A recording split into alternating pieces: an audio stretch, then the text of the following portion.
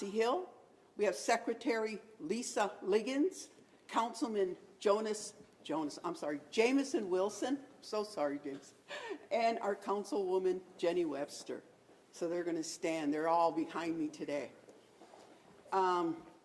We'll start with an opening statement from Chairman Hill, and then we'll ask Dr. Quinn to come up for his presentation. After his presentation, we'll open it up for any questions from the media. After the questions, we'll be finished up, and then if you'd like to pull anybody aside for an individual interview, you can do it at that time. So with that, we'll have Chairman Hill welcome you all here today. All right, Seguli, Yawanko, thank you all for being here today. Today I'm pleased to announce the Oneida Nation has once again partnered with St. Norbert's College Business for Economic Analysis for the Economic Impact Study, and we want to share those results with all of you. Oneida Nation is a substantial economic driver in the local, regional, and state economy, and it was our goal to validate the contributions of the local and state economy. We also goal to provide a data for our leadership to use in decision-making and community education. The study demonstrates that the Oneida economic impact in our two-county region is $983.8 million in economic output and $179 million in employment compensation generated and contributing to 3,166 jobs. We are proud of this achievement as it reflects the vision of being a nation of strong families built on Jikiwangali and a strong economy. However, I want to be clear, although I am proud of our economic contributions, we still need to address, still have needs to be addressed in our community. Affordable housing, mental health, addiction, education, family services, poverty, law enforcement, clean air and water, just to name a few. Thus, we are not done. Collaborating with local state governments to leverage our economic power to mutually address these challenges in our communities has been fruitful and beneficial, and we will continue to do our good work. Join me today from St. Norbert's College is Dr. Kevin Quinn, and I would like to invite him up to provide some statements.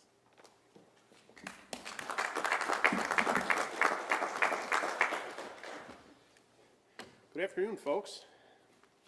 Thanks for coming out on this beautiful January day. My name is Kevin Quinn. I am the Dean of the Schneider School of Business and Economics at St. Norbert College, of which the Center for Business and Economic Analysis, the unit that did this study, is a part. I first want to acknowledge and thank the Oneida tribe, and especially the leadership, for the opportunity to do this. The college had participated in one of these in 2018, and it was wonderful to be associated with the update. We owe a debt of gratitude to Dr. Mark Schaefer, who conducted the bulk of the study, and Kim Smith, and several of our students. I want to talk a little bit about what an economic impact study is. We want to get an idea about what the total economic effect is of any economic entity. And the way to think about this is not just the dollars that are spent on the goods and services that that entity provides, but also what the ripple effects are. When you drop a pebble in a pond, it ripples out.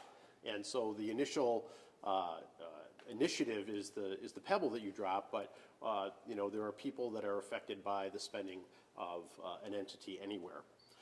So there are three different effects that we try to capture when we look at these studies.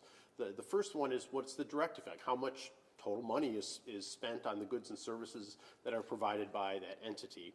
The second one is, what goods and services does that entity buy in the process of the work that they do? Because other businesses are affected by this as well. And then thirdly, all the people that are employed by not only the entity that you're studying, but all the other entities that are affected, they get paid. And what happens when they get paid? Well, they go down to the local supermarket and they go down to the local restaurant and they spend money there. And the people that work at those places, they spend money elsewhere, et cetera. And so there are a variety of different ways that we can gauge this. What we use here is input-output analysis, and Implan is the software that's used. It's very widely respected. It's considered to be as good as it gets. I know that a lot of economic impact studies are done mostly to support somebody's point. I can vouch for the fact that this is a straight study. We were really interested in finding out what exactly was going on here, and so we did. Just to give you an idea about the way that an economist would think about this entity is that the Oneida Nation has an economic enterprises unit, and that we're mostly familiar with the gaming, but of course there's a hotel and there's the seven gas stations, and there are other retail operations, and there's construction, engineering, et cetera. And those are businesses like any other business, and they generate resources that the tribe can spend on providing services to its membership. So a couple things I want to point out about that is that the total economic impact that includes all of those things is, for the two counties, Brown and Outagamie County, which are the two counties that the reservation is across, is close to $1 billion.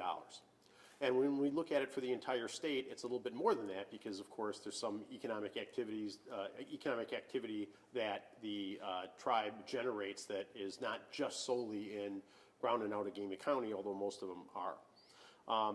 And we did this study, the college did this study some years back, and what we found was that there was a substantial increase of $240 million in additional economic activity from the 2018 study. That's very impressive growth. And you can see from the infographic there what the various impacts are. One thing I do want to point out is one thing that these studies can't really quantify but are important to think about are the ease of the burden on other local governments for community services. There are medical services, there's community health services, police, fire, risk management, et cetera, that the tribe pays for from these revenues. That means that the state, the counties don't have to provide. The other thing I would want to point out is that the total amount of generated taxes that are paid as a result, either directly by the Oneidas and their entities or that are generated, is about $94 million, of which about 5.1 is for local folks.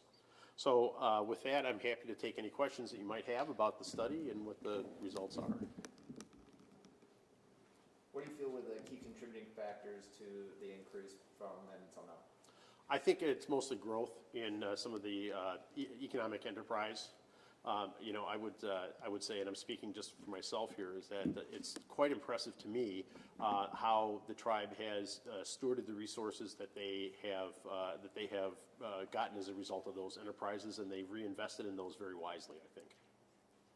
Can you break down what percentage of economic impact comes from each, major economic driver, like gaming, hotels, small businesses, gas stations, stuff like that? Yes. You mentioned? Yes. Give me a moment here. Okay. So the biggest one is gaming, which has a direct economic impact of $249 million. So that means that that's how much is spent on that, and it has a total impact of $324 million. So about a third of the impact is a result of the gaming. And the gaming sector alone generates close to 1,500 jobs in Brown and Outagamie counties. But, there are other things that they do. The 7 one-stop stations, the bank, right? The Bay Bank is part of that. But if you're looking for the headline, it would be that gaming is the largest.